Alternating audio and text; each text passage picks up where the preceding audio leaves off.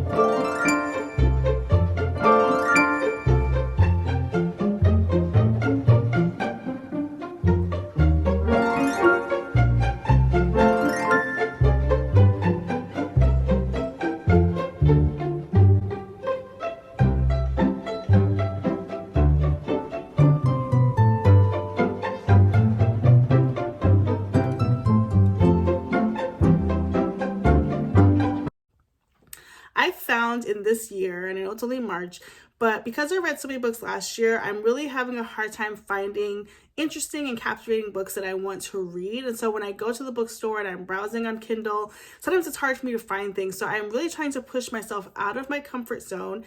And I've done that in March a bit, and that's really helped me not only find new genres, but new books, new authors, new favorites.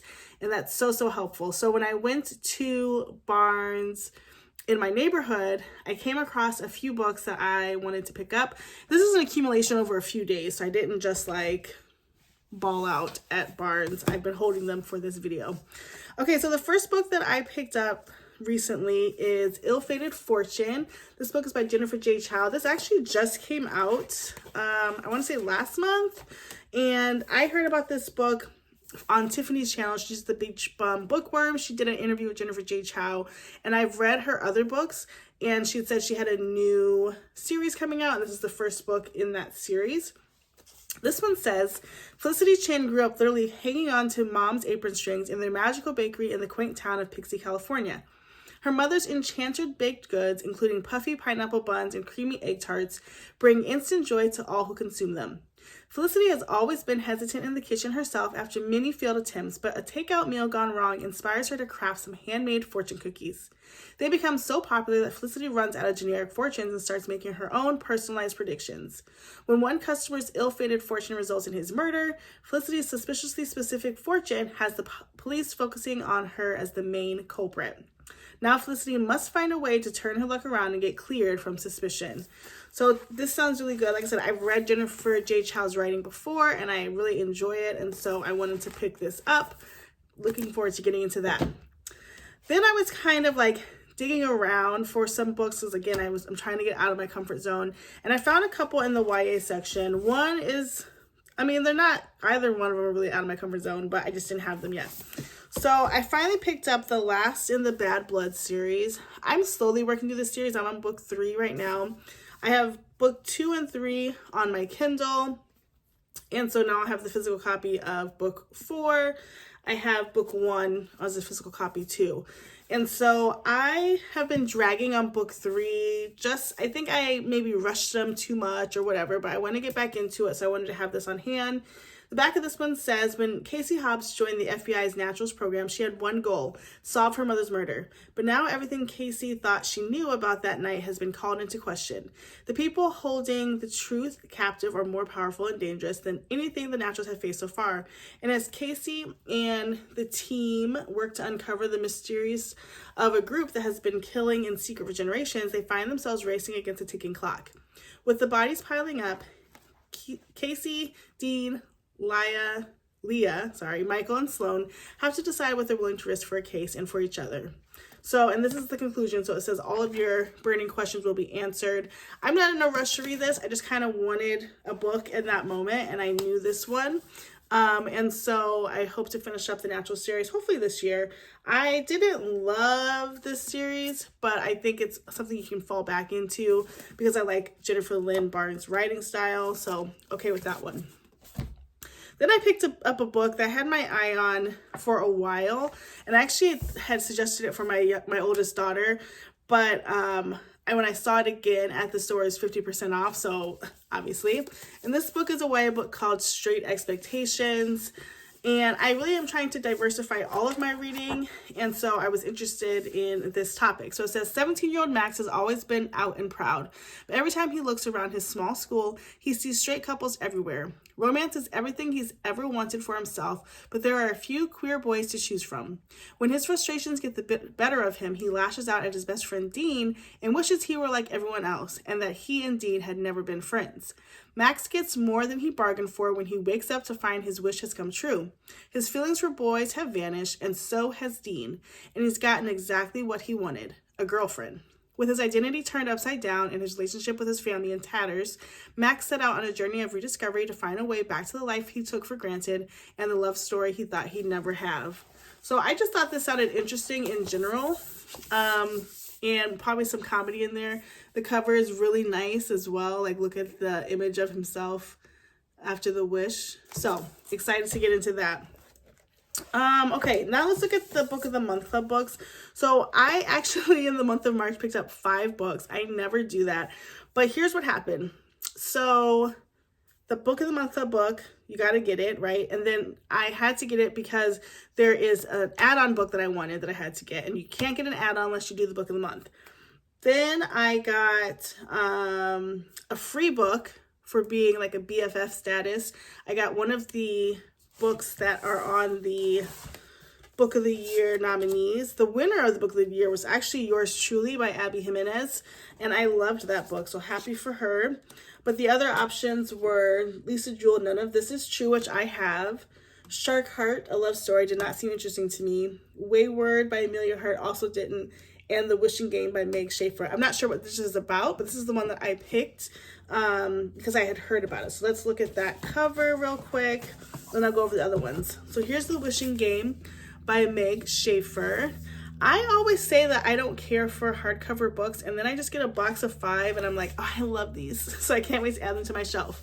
So this one says, Lacey Hart knows better than anyone what it's like to grow up without parents who loved her. In a childhood marked by neglect and loneliness, Lucy found her solace in books, namely the Clock Island series by Jack Masterson. Now a 26-year-old teacher's aide, Lucy is able to share her love of reading with bright young students, especially 7-year-old orphan Christopher Lamb. Lucy would give anything to adopt Christopher, but even the idea of becoming a family seems like an impossible dream without proper funds and stability. Just when Lucy is about to give up, Jack Masterson announces he's finally written a new book. Even better, he's holding a contest at his home on the real Clock Island, and Lucy is one of the 4 lucky contestants chosen to compete to win the one and only copy. For Lucy, the chance of winning the most sought-after book in the world means everything to her and Christopher. But first, she must contend with ruthless book collectors, wily opponents, and the distractingly handsome and grumpy Hugo Reese, the illustrator of the Clock Island's books. Meanwhile, Jack, the mastermind Masterson, is plotting the ultimate twist ending that could change all their lives forever. Oh my gosh, that is cute. This almost gives me like Willy Wonka vibes, like the golden ticket in a way.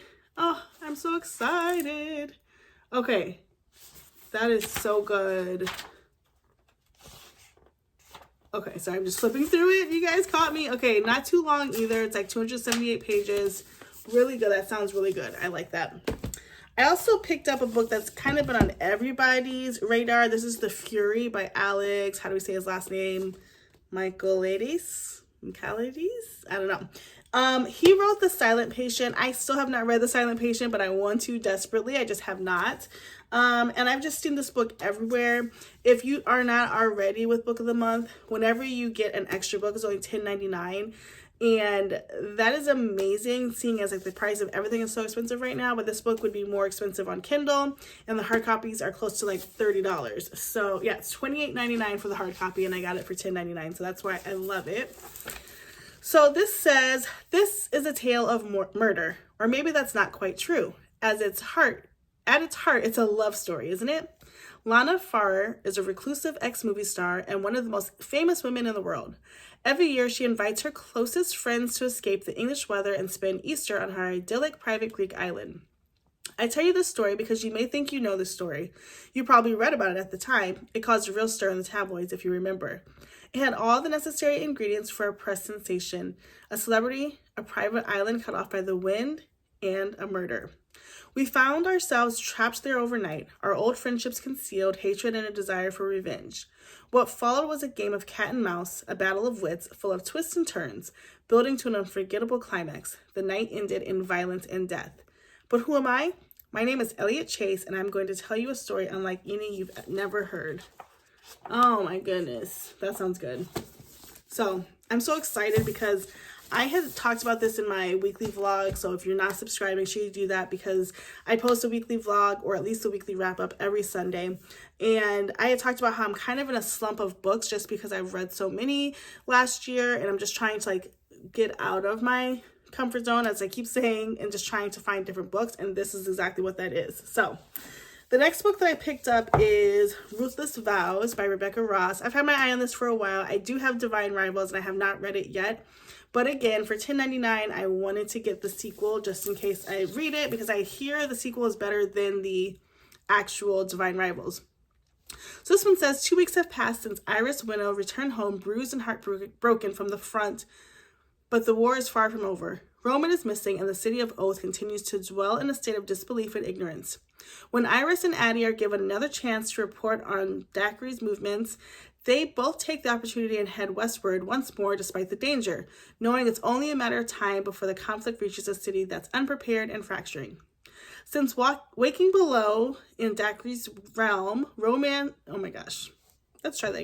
Since waking below in Dacre's realm, Roman cannot remember his past. But given the reassurance that his memories will return in time, Roman begins to write articles for Dacre, uncertain of his place in the greater scheme of the war. When a strange letter arrives by wardrobe door, Roman is first suspicious, then intrigued. As he strikes up a correspondence with his mysterious pen pal, Roman will soon have to make a decision: to stand with Dacre or betray the god who healed him. As the days grow darker, inevitably drawing Roman and Iris closer together, the two of them will risk their very hearts and futures to turn the tides of the war. So it almost sounds like the first book, as far as I know the first book to be, so we'll see. But I'm not in a rush to read this. I just wanted it on my shelf. And that's what us book people do. We just put it on our shelf. Okay, now this is like the piece de resistance. So we have the book of the month and then the add-on that I really wanted. So let's start with the add-on, which is Happily Never After by Lynn Painter. One other thing I love about Book of the Month Club is that you get books early. So this book doesn't even come out until the 12th of March. And I have it in my hands on the 8th. It's hardcover. It's beautiful. And it says, when Sophie Steinbeck finds out just before her nuptials that her fiancé has cheated yet again, she desperately wants to call it off. But because her future father-in-law is also her dad's cutthroat boss, she can't be the one to do it.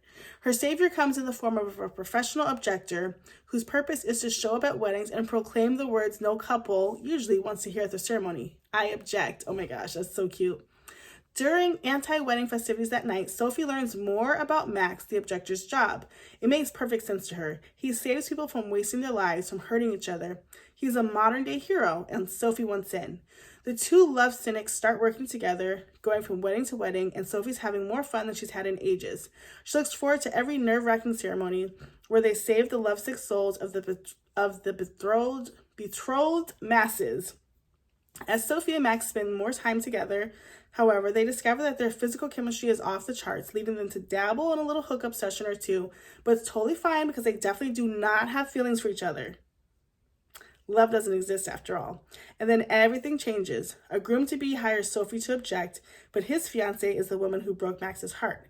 As Max wrestles with whether he can be a party to his ex getting hurt, Sophie grapples with the sudden realization that she may have fallen hard for her partner in crime. Oh my gosh, I'm devouring this book as soon as this video is done recording.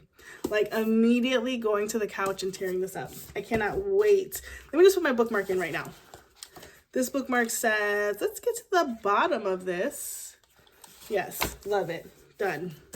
And then the last book that I got was the actual Book of the Month Club pick. And this is A Fate Inked in Blood. I have seen this also at Barnes & Noble. So excited to pick it up. It is a fantasy. It's a romantasy, which is like my favorite type of fantasy. So it says, bound in an unwanted marriage, Freya spends her days gutting fish, but dreams of becoming a warrior and of putting an axe in her boorish husband's back. Freya's dreams abruptly become reality when her husband betrays her to the regent's Jarl, landing her in a fight to the death against his son, Bjorn. To survive, Freya is forced to reveal her deepest secret. She possesses a drop of a goddess's blood, which makes her a shield maiden with magic capable of repelling any attack. And it's been foretold that such magic will unite the fractured nation of Skaland beneath the one who controls the shield maiden's fate. Believing he's destined to rule Skaland as king, the fanatical Jarl binds Freya with a blood oath and orders Bjorn to protect her from their enemies. Desperate to prove her strength, Freya must train to fight and learn to control her magic, all while facing perilous tests set by the gods. The greatest test of all, however, may be resisting her forbidden attraction to Bjorn. If Freya succumbs to her lust for the charming and fierce warrior, she risks not only her own destiny, but the fate of all the people she has sworn to protect. Oh my gosh, that sounds good too. I think I've picked some excellent picks. I'm so excited about these new books that I've picked up. I know where I'm starting. I'm starting with the Lynn Painter book and then kind of going from there. So I'm just loving all of these. Comment down below on which was your favorite book that I read, if you'll be picking any of these up. Tell me what you thought about the clips of the Barnes & Noble, if it reminds you of your layout. Can't wait to hear about it. Thanks to all my new and recent subscribers. If you haven't subscribed yet, check out my content, see what's something you want to be a part of, and we'd love to have you a part of the community. As always, thanks so much for watching. Don't forget to like, comment, and subscribe, and we'll see you next time. Bye, guys.